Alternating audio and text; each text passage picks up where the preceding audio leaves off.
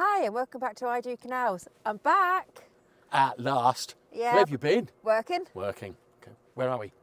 We're at the Iron Aqueduct. Oh, I usually get it wrong. Go on, where are we? Iron Trunk Aqueduct. The Iron Trunk Aqueduct, absolutely. And do you know where that is? Actually, I don't. We're not very far from Milton Keynes, and Cosgrove is just over here. So when was it built? 1805. Who built it? You can tell them that because you're the mouthpiece and you're the one. Mouthpiece. Yeah, but you're the history buff, not me. All right then, she is right about that. So look, we're going to take you on a short journey about this aqueduct. Who built it? What happened to it? All sorts of stuff. And what is there down here? A horse tunnel. We think it's a horse tunnel. We'll go and have a look. I don't think it is a horse tunnel because I think there's a towpath here. We'll soon find out. So we'll have a look. So have you brought the head?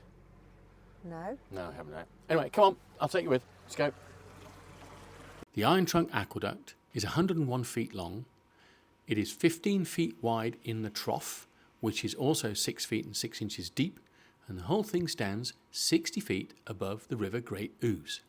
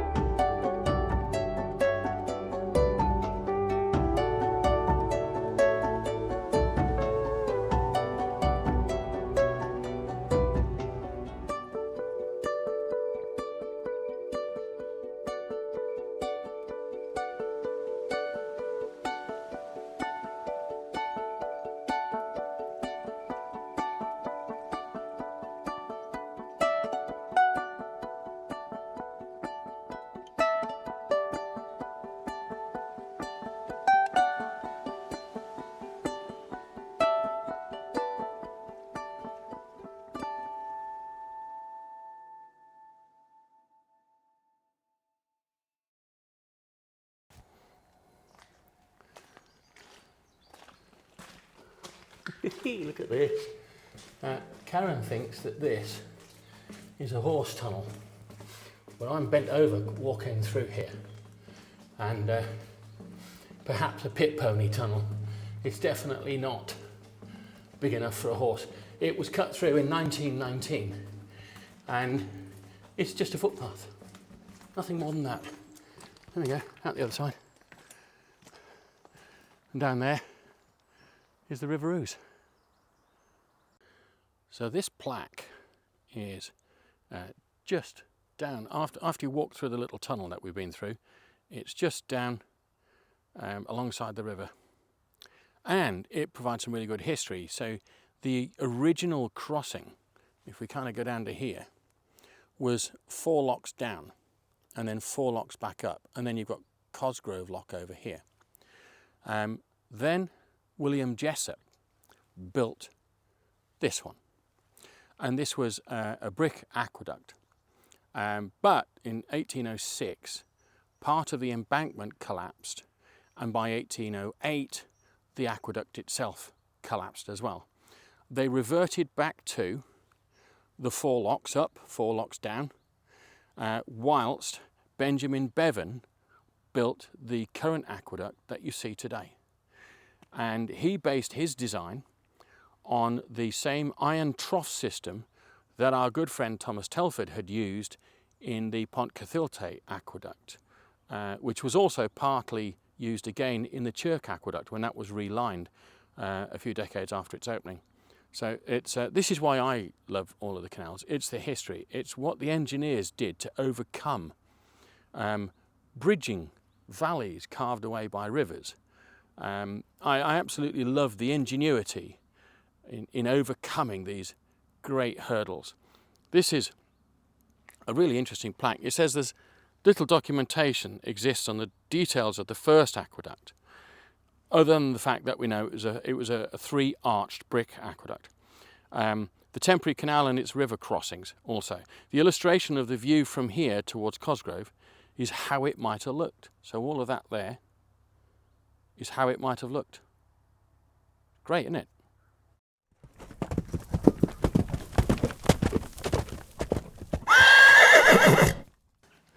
We're going to go back through the pit pony tunnel.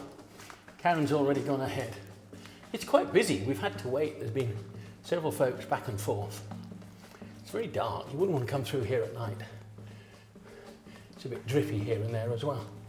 You can just see this point here. It's dripping a little bit. Hopefully nothing goes on the camera. There we are. Oh, so I've got my head though.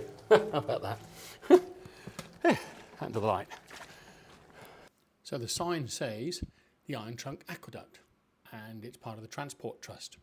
It is the oldest broad canal iron trough aqueduct, opened in 1811, and is the 4th attempt by the Grand Junction Canal to cross the River Great Ouse. The first attempt were the 4 locks down and then the 4 locks back up again. Then there was the brick aqueduct, which collapsed. They reinstated the locks, 4 down, 4 up, and then of course they built this fantastic Iron Trunk Aqueduct to follow. It's a transport heritage site. It's a nice history piece really. Back in 1793, enterprising investors, businessmen and landowners came up with a plan for a new canal to make the journey between London and the Midlands quicker and easier. Setting up the Grand Junction Canal Company, they hired the top canal engineers to survey and build the canal. It was a massive success, and it's still a busy waterway 200 years later. And the renowned engineer William Jessup and his colleague James Barnes, they devised the route for the canal, and it cut the journey by around 60 miles. Massive achievement and very, very profitable. And over this side, we have a look at that. We can see there, you have the Oxford Canal in purple, kind of up the left side there, which comes off the Thames. And of course the Thames, back then it didn't have all of the water controls that it has today. It was a very unpredictable river, especially in the winter. So the pink line there is the Grand Junction Canal with several of its arms, including there at the bottom right, the Regent's Canal, or the Paddington arm. And it joins the River Thames at Brentford. We're going to get to film there one day soon. So the picture really says it all, doesn't it? A perilous crossing. You can see the lock there in the distance. So that would have been the last of the 4 locks coming down. Then you had to cross the river. So the canal actually joined with the river for the crossing. And the poor horses pulling a 70-foot boat, laden boat, across the river, it would have been incredibly difficult. Nobody knows quite how, as it says here, the boatmen got their boats and horses across the Great Ouse. It was probably a bridge for horses to walk over. They might have swum, that sounds a bit far-fetched, or been perhaps put on a flat-bottom boat. Difficult, however you look at it.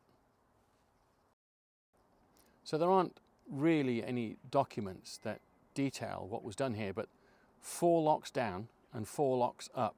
And when they built those 8 locks, they knew that they were only temporary until they managed to get the first aqueduct completed. They built 8 locks on a temporary basis. You wouldn't do that today, would you? It took a load of months to build all 8 locks. There was technical problems with the embankment, and that led to its collapse literally a year after it opened. Not very good.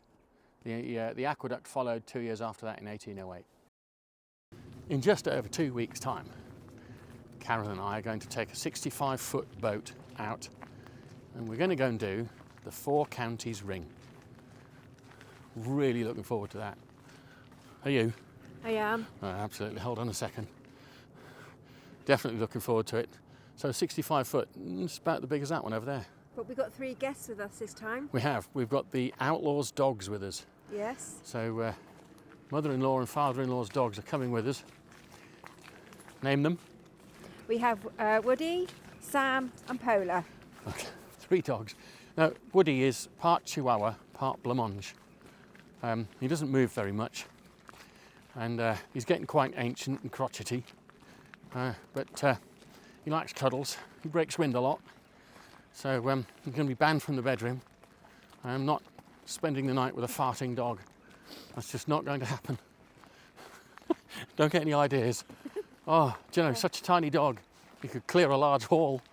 We pulled the short straw this time. The parents are going to Jamaica, we get the dogs. Yeah. Oh well. It'll be good, won't it? Yeah. I want to be on a boat right now. Right now. Even moored up would be nice. Just taking in the fresh air and relaxing. Peaceful, tranquil surroundings. This is lock number 21, Cosgrove Lock, which is the nearest town to the Iron Trunk Aqueduct. The aqueduct is about just over half a mile that way. Recommend you go and have a look. It was down between here and there, there's 4 locks going down and then 4 up the other side. They're gone, now it's just canal and aqueduct. So what do you want to say? Thank you for watching our video. Please subscribe to our channel if you haven't already, and please press the like button. Which is down there, thank you very much. And when you press the subscribe, don't forget the little notification bell, and it will tell you when we're doing another video, won't it? It will.